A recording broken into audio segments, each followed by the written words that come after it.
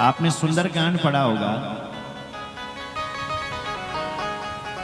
हनुमान जी जब लंका जा रहे थे तो हनुमान जी के पास एक पर्वत चल करके आया, सोने का पर्वत, वो मैनाक पर्वत ही तो था। हनुमान ते ही फरसा कर पुनि कीन प्रणाम, राम काज कीने बिनु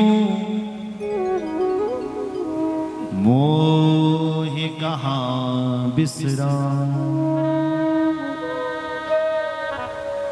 हनुमान ते ही फरसा, हनुमान जी ने स्वागत किया उस पर्वत का, स्वर्ण के पर्वत का, और फिर कहा भैया हम राम काज करने के लिए जा रहे हैं और जब तक राम जी का कार्य बल पूरा ना कर लें तब तक हमें विश्राम नहीं है। बोलो जय श्री राम। इसलिए पर्वत भी पहले उड़ा करते थे साहब। इधर देखो मेरी ओर, ये पर्वत ना जहां मर्जी वहां बैठ जाते थे, किसी भी गांव के ऊपर, किसी भी कस्बे के ऊपर, किसी भी नगर के ऊपर। तो वो जिस गांव में ये बैठते थे वही गांव बर्बाद। अरे भाई पहाड़ उठ गया, चल गया, तो जय गौमा बैठल, वहां के लोग दब नहीं जाएंगे। तो देवराज इंद्र को लगा ऐसे में तो संसार खत्म हो जाएगा। तो देवराज इंद्र ने इन पर्वतों के पंख काट दिए। जैसे इनके पंख कटे तब ये जो जहां पर था वो वहीं पर विराजमान, तब से विराजमान है ये पर्वत। सब जो जहां पर है वहीं पर है, नहीं उड़ते हैं क्योंकि इनके पंख काटे गए। केवल एक पहाड़ था जो समुद्र की शरण में चले गया था, वो मैनाक पर्वत था। जब हनुमान जी लंका जा रहे थे तो तब आया सहायता करने के लिए। बोल जय श्री राम। कहा तुम्हारे 100 पुत्र होंगे, आज इनके 100 पुत्र हुए। 100 पुत्रों के बाद मां इनके घर पर पधारी। मैना जी के गर्भ में देवी का प्रादुर्भाव हुआ। देवताओं ने गर्भ स्तुति गाई महाराज मां की।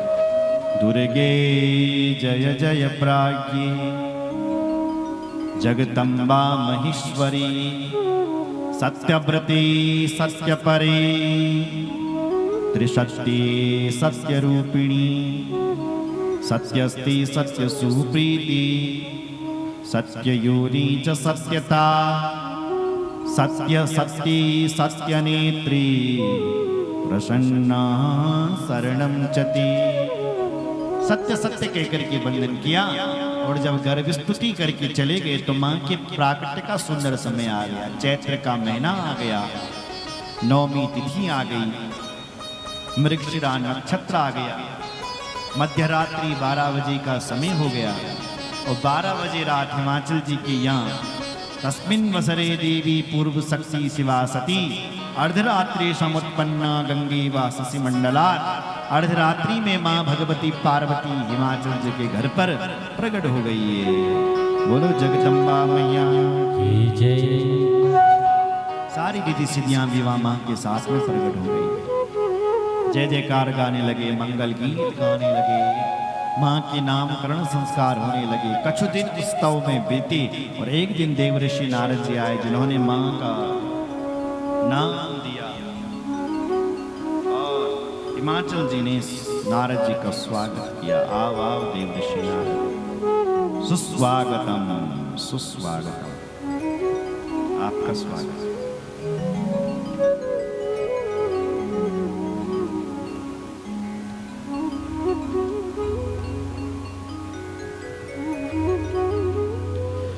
जब ते उमा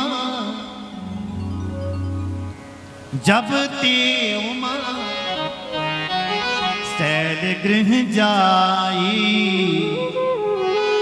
सकल सिद्धि संपत्ति ताहाँ छाई।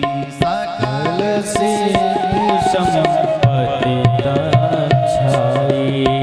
सकल सिद्धि संपत्ति ताहाँ छाई।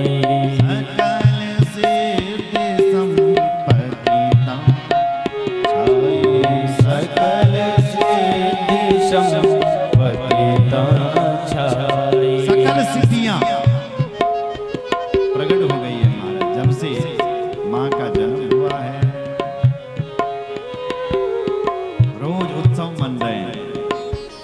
एक दिन नारद जी आए और हिमाचल जी ने नारद जी का स्वागत किया। बोलो रामचंद्र भगवान की जय।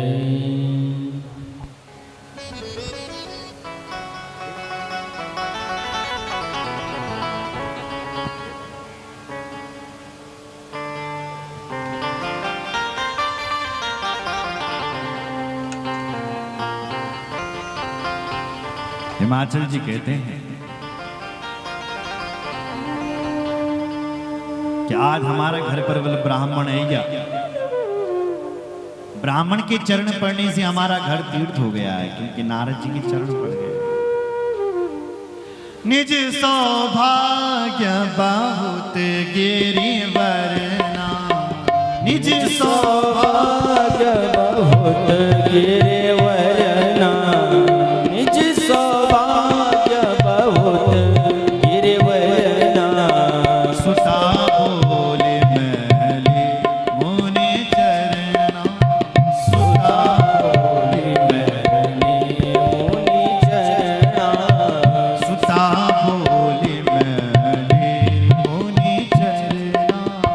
सुता बोले मैले मुनि चरना।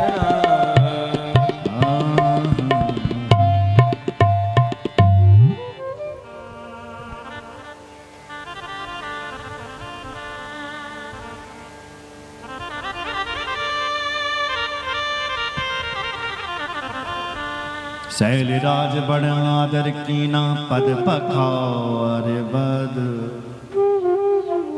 आसन दीना। शैलराज ने बड़ा स्वागत किया और कहा, हे महाराज नारद जी, मेरा सौभाग्य है जो मेरे घर पर बल आप आइए। मेरे घर पर बेटी हुई है, आप उसका हाथ देखो जरा, कैसे कैसे बेटी को घर बार मिलेगा। त्रिकालज्ञ सर्वज्ञ तुम, गति सर्वत्र तुम्हारी। कहूँ सुता के दोष गुण, मुनिवर हृदय विचार। हे नारद जी, तुम त्रिकालज्ञ तीनों कालों को जानते हैं, इसलिए विचार करके देखो कि हमारी बेटी के भाग्य पर कैसा दूल्हा है। नारद जी ने कहा, बेटी को बुला। पार्वती जी को बुलाया गया, पार्वती जी का हाथ देखा। हाथ देखते ही नारद जी बोल पड़े, सुंदर साज सुशील सयानी, सुंदर साज सुशील सयानी। नाम उमा अंबिका भवानी, नाम उमा अंबिका भवानी। नाम उमा अंबिका भवानी, नाम उमा अंबिका भवानी। भवानी। तुम्हारी बेटी बहुत सुंदर है, सुंदर के साथ साथ सहज भी है, समझदार, सुशील, स्वभाव भी बहुत अच्छा है, सयानी, बुद्धिमान है। और इसका नाम उमा अंबिका, सब लक्षण संपन्न कुमारी। सारे लक्षणों से तो संपन्न है, हाथ क्या देखना है। और विशेष बात बताऊं कि जिंग दड़ियों को ब्यो भलो, इसका पति इससे बहुत प्रेम करने वाला है, वो ही संतत पिए प्यार।